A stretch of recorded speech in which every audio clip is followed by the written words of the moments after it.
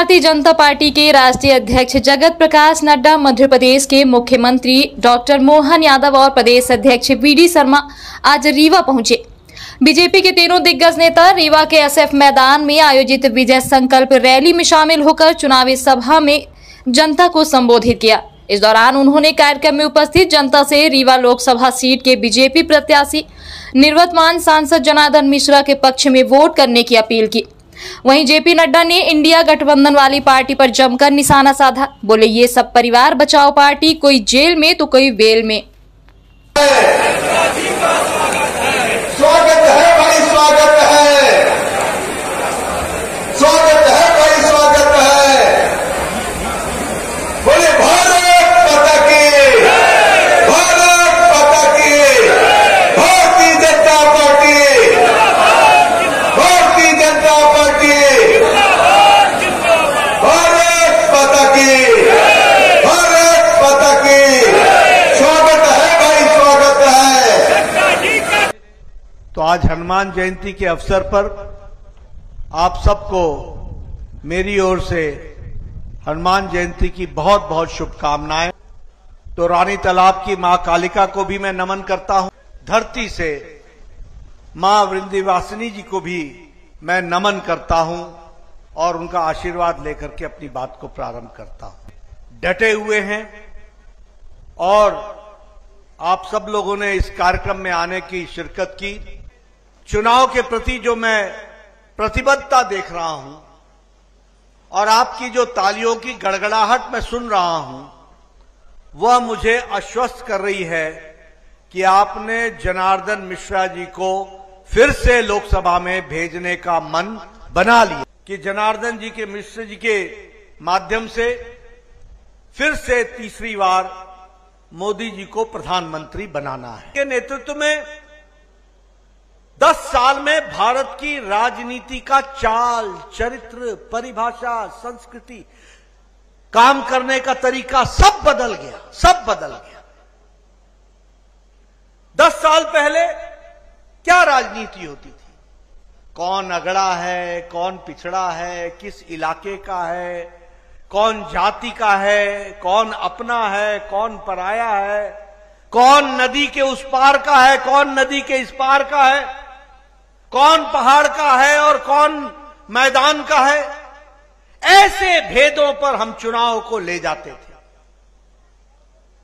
हमारा चुनाव होता था वोट बैंक की राजनीति पर।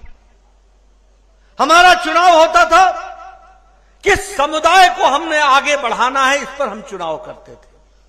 कि आज चुनाव मोदी जी के नेतृत्व में विकासवाद का चुनाव हो गया, विकासवाद का चुनाव हो गया। विकास ही उद्देश्य बन गया और विकास के नाम पर ही चुनाव होने लगा। कांग्रेस पार्टी ने कोई वायदा किया, उसको पूरा किया उन्होंने। हर चुनाव में लोभ लुभावने, वायदे करने और हर चुनाव के बाद वायदे को भुला देना, यह कांग्रेस की रीति नीति थी। बचपन में मेरे यहां जब चुनाव होता था तो कांग्रेसी नेता आते थे और कहते थे, ये गांव के लिए यहां से सड़क निकलेगी, यहां से सड़क निकलेगी। और जैसे चुनाव नजदीक आता था वो चूना डालते थे, चूना लगवाते थे। ये हम डिमार्केशन कर रहे हैं, यहां से सड़क निकलेगी। सारा गांव खुश हो जाता था, वाह वाह, मंत्री जी ने बोल दिया, नेताजी ने बोल दिया, चुनाव बन गया। चुनाव समाप्त होता था, बारिश आती थी, चूना को चूना लग जाता था, हमें 5 साल का चूना लग जाता था। यह रिपोर्ट कार्ड की राजनीति है कि मोदी जी के नेतृत्व में गांव, गरीब, वंचित, पीड़ित, शोषित, दलित, हमारा युवा, हमारी महिलाएं, इन सबको अगर, हमारे किसान भाई, इन सबको अगर ताकत मिली है तो आज प्रधानमंत्री मोदी जी के नेतृत्व में मिली है। आप बताइए, आज गांव में पक्की सड़कें पहुंची हैं कि नहीं पहुंची हैं? जब मैं विधायक बना 1993 में, तो मेरे इलाके में 90% गांव कोई सड़क से नहीं जुड़े थे, पैदल चलने का रास्ता होता था, पगडंडी होती थी। आज मोदी जी के नेतृत्व में 4 लाख से ज्यादा गांव जुड़ गए हैं और 2 लाख से ज्यादा पंचायतें जुड़ गई हैं पक्की सड़क से। इस तरीके का काम हो रहा है।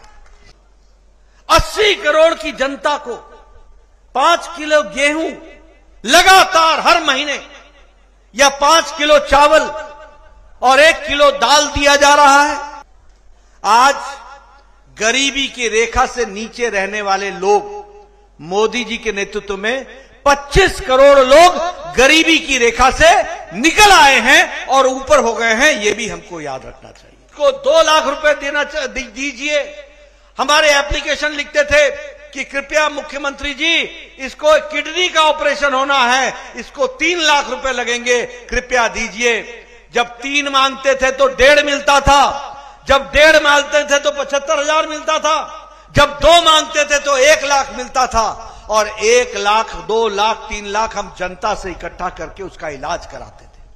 आज आयुष्मान भारत में मोदी जी ने गरीब लोगों के लिए 10 करोड़ 74 लाख परिवार, 55 करोड़ लोग, भारत की 40% आबादी गरीब लोग। कौन है ये लोग?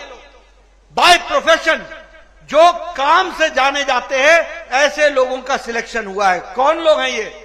रिक्शा वाला, ठेला वाला, रेड़ी वाला, सब्जी वाला। और ममता को भी, बुआ को भी भतीजा ही पसंद आता है, अभिषेक की नहीं। आप बताइए, ये चंद्रशेखर की पार्टी बीआरएस, भारत राज्य समिति पार्टी, केसीआर, केटीआर, कविता, दामाद, भतीजा, ये सब परिवार की पार्टी है कि नहीं है? आप बताइए, ये उदयनिधि, स्टालिन, करुणानिधि, ये परिवार की पार्टी है कि नहीं है? आप बताइए, ये शरद पवार ने अजीत पवार को छोड़ दिया, सुप्रिया सुले परिवार की पार्टी है कि नहीं है? और उद्धव ठाकरे को भी आदित्य ही दिखता है और कोई दिखता नहीं है, परिवार की पार्टी है कि नहीं है? आप बताइए, कांग्रेस पार्टी में भी सोनिया को राहुल ही दिखता है और प्रियंका ही दिखती है, बाकी कोई दिखता ही नहीं है। झुंझुना बजाओ सब, है कि नहीं परिवार की पार्टियां? ये सब परिवार को बचाने वाली पार्टियां हैं और सब भ्रष्टाचारी पार्टियां हैं, सब भ्रष्टाचारी पार्टियां हैं। ये मोदी जी कहते हैं कि भ्रष्टाचार हटाओ और ये कहते हैं भ्रष्टाचारियों को बचाओ।